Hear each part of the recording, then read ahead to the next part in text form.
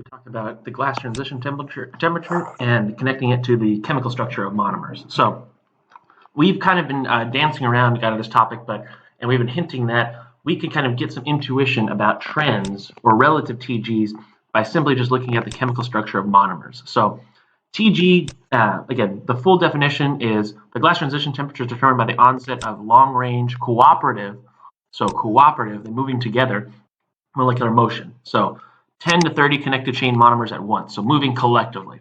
And then it needs, again, we need thermal energy, KT, in order to kind of induce the movement and basically enough free volume for those monomers to move in. So all of these requirements are influenced by your monomer structure. So both thermal energy is going to be determined by, again, how much thermal energy do we need to move those monomers or rotate or wiggle and kind of get this cooperative motion, and how much free volume can we access. And again, that is going to be really, really heavily influenced by monomer structure. So there are three critical kind of elements that we can identify in your monomer structure, which will influence your TG. And I think I've ordered them in kind of the order in which they make the biggest impact. So the first is chain interactions. So energetic interactions between monomer units. So intermolecular interactions. So intermolecular. So these are things like H bonds, dipole-dipole, van der Waals, et cetera, et cetera. If we have more of these chain interactions, again, these intermolecular bonds, it's going to be more difficult to rotate, so our TG is going to increase. Ease of rotation around main bonds. So is your bond, or is your backbone rigid? So backbone.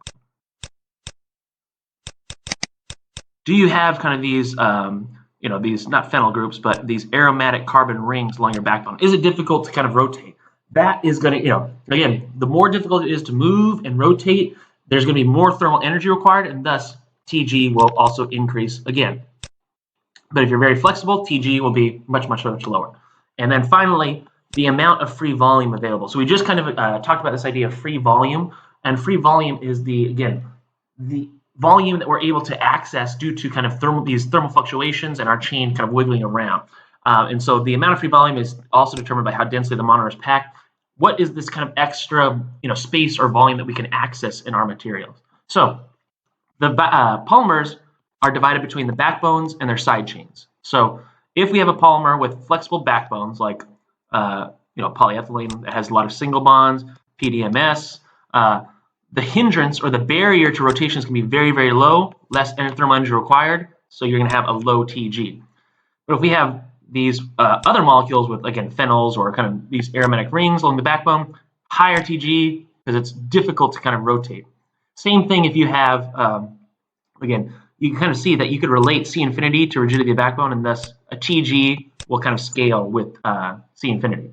If you have large and long, bulky side chains, so like phenyl groups, again, these are going to oppose rotation because, again, steric hindrance, they're not going to want, it's going to be difficult, for example, for polystyrene, which has a structure like this. It's going to be difficult to kind of rotate this around because it's a large, bulky group. So it's going to oppose rotation, and it's going to decrease the free volume available because they occupy greater excluded volume. So if I have this big, bulky group here, I have a larger excluded volume, again, where these molecules can't access. So it's going to be harder to kind of, again, rotate and wiggle around. So you can kind of compare this to our old friend polyethylene, where now, again, there's not a lot of excluded volume, so there's free volume where these, where you can kind of wiggle around essentially in here. And intermolecular interactions, again, hydrogen bonds, ionic interactions, are really going to increase the TG because we're going to have to break these interactions to induce the rotation. So let's go ahead. And we actually saw some, you can see kind of these ideas and structure in previous lectures. And actually, let's go to our presentation for a second. Hopefully we have some nice, actually, I love this. I love this example. So let's go ahead and look at here at these trends in TG.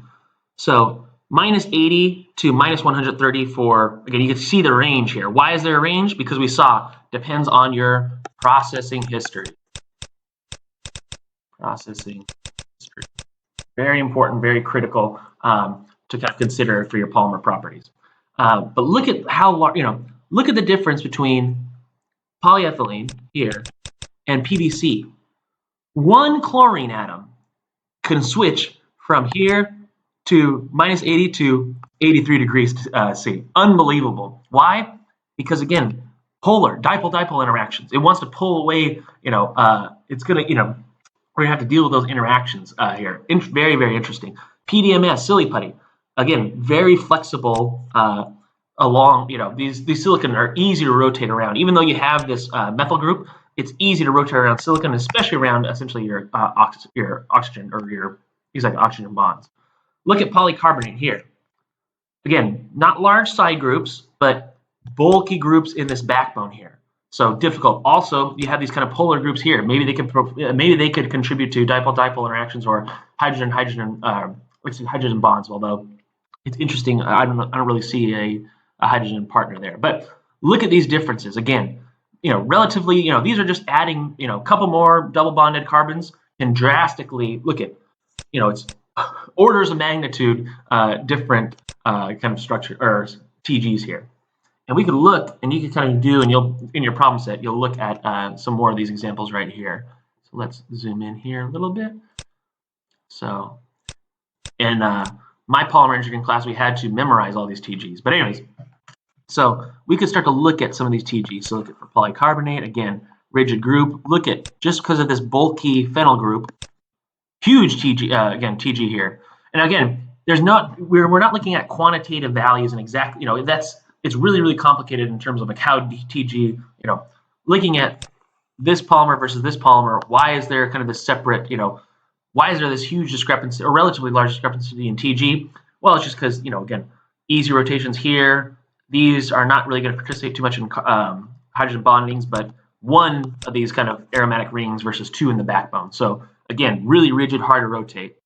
Dipole-dipole interactions. Again, bulky kind of phenyl group. That long, those long side chains are really, really difficult to kind of move. And again, they decrease your free volume. So you decrease your free volume, again, TG is going to increase. Excellent. Nylon, again, easy rotation, but hydrogen bondings here. Those amide linkages. Always be careful. And then you can start to see the decrease. Very, very flexible, very flexible. Again, even though we have this double bond along this backbone, we're just still dealing with, there's not bulky groups. It's just one double bond. We should still be able to rotate around here and here. And the same thing. This is not a bulky group. It's just a methyl group. So you can kind of tell the difference. Look at between even here and here. Same structure, but we're just changing, instead of H, we're changing to CH3. And we could get a fairly large appreciable difference. So this is kind of the idea that you want moving forward in terms of how we can kind of think about and imagine, or not imagine, how we could determine trends in TGs. So chain flexibility, easier cooperative movement, decrease in TG, increase in free volume, lowers barrier to cooperative, and decreases TG. So that's kind of this idea here. Again, flexibility, easier cooperative motion, decreases TG. Increased free volume along that backbone, lowers barrier to cooperative movement, decreases TG. And we can relate these, again, this one of the kind of cool ideas, or actually you can kind of see the connection between kind of crystallinity too.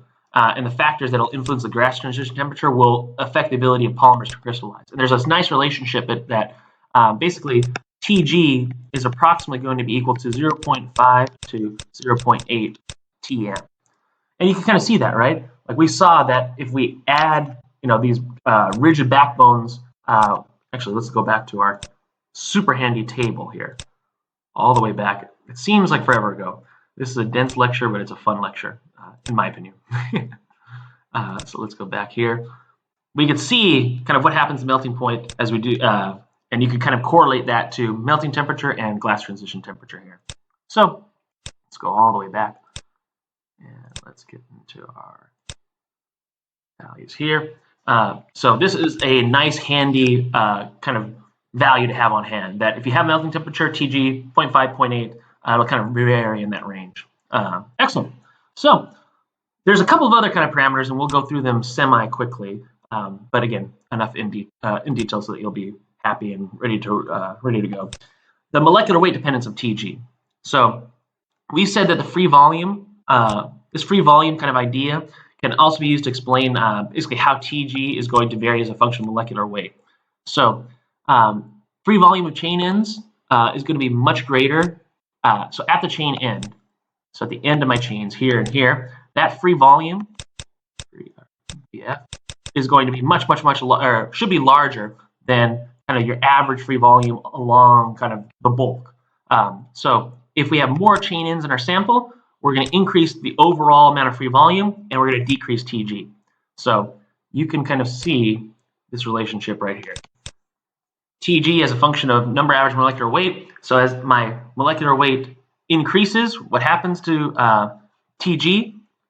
So right here. So number average molecular weight.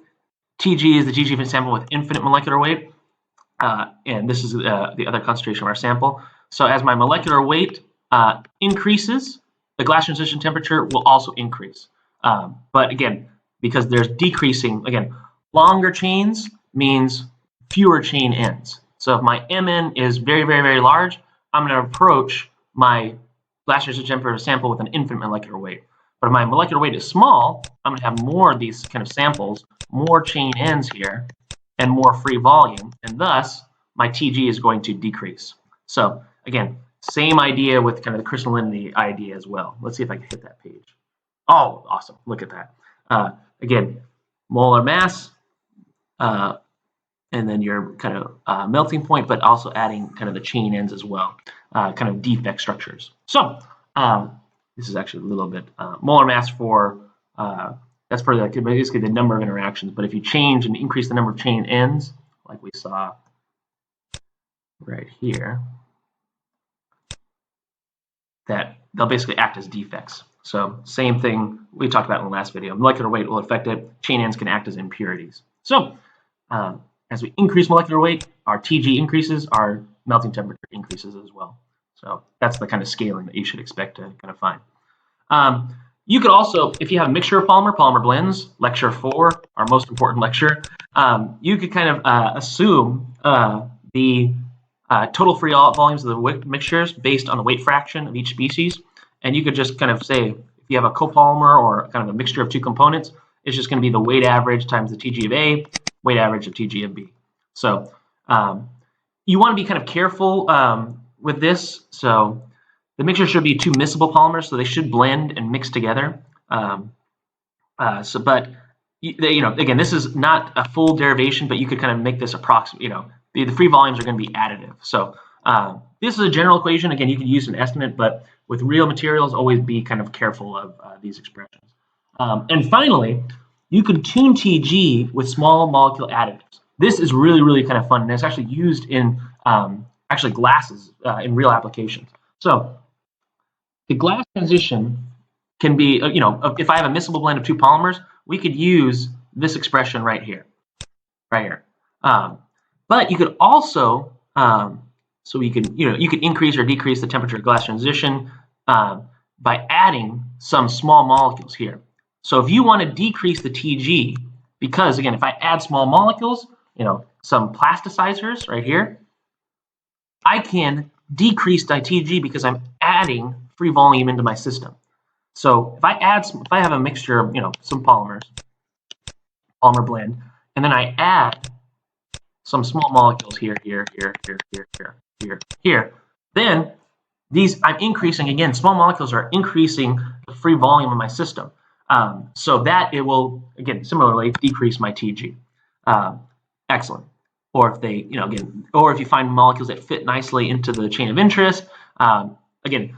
There's these plasticizers. They could either just be, again, really small molecules that increase your free volume, or they could fit like specifically within kind of the free volume, depending on the structure of your polymer chain. So you could have, like, you have a phenyl group here, but you might add like some small molecule, some plasticizer that just fits perfectly in between kind of the H here and then H, CH3, it fits perfectly essentially in this structure. So there's a lot of kind of chemistry that goes into kind of where these plasticizers work and which materials or which small molecules work as plasticizers for different polymer blends. But again, leave that up to the chemist. But that's kind of the idea here, is that we can add these small molecule plasticizers to decrease the free volume of our system as well. So you could, again, some of these plasticizers, will again function as chain ends and or as basically function similar to chain ends, and they are going to increase the free volume of our system. You could also add these small molecules that fit right in here. So if these fit right in here, they are going to, again, now I have less free volume, right? Because whereas this molecule previously could have rotated, into this space, now there's some extra excluded volume in your system. So that will decrease the free volume of your system, and it's going to raise the glass transition temperature. And these are anti-plasticizers. So remember, plasticizers add free volume into your system. Anti-plasticizers are going to fit or kind of occupy space which was previously occupied. There's going to be some excluded volume now where there was previously free volume in your system. So that will decrease the overall free volume and thus raise TG. Excellent. One key example of this is in cholesterol. So you could add cholesterol and actually it'll induce the formation of a gel phase because it reduces the free volume in your lipid chain. And again, that's kind of dangerous, obviously. That's why you don't want to have high cholesterol, because you reduce free volume. You basically switch from a liquid to a gel phase, and your arteries clog. So keep your cholesterol low. But anyways, but you could use this knowledge of polymers and mixtures and small molecules to kind of again adjust and control the glass transition temperature. So it'll be nice. It's actually very, very useful for again processing. So if you're looking at additive manufacturing and you need to kind of decrease your TG, you could kind of add some of these plasticizers, small molecule plasticizers. If you want to increase TG, you could add some anti-plasticizers. So hopefully that, again, this is a really, really kind of fun idea, or not fun idea, but a really cool, very, very interesting and cool, in my estimation, processing route that we could use to change TG. So next time, we are going to get into X-ray diffraction. So hopefully people remember back from entering 45, and we're going to see how we can use X-ray diffraction to deduce certain information about characteristic distances in our polymer chains. So more on that next time, and then DSC analysis. So those will be fun application-based lectures. So I'll see you all next time. Thanks. Bye.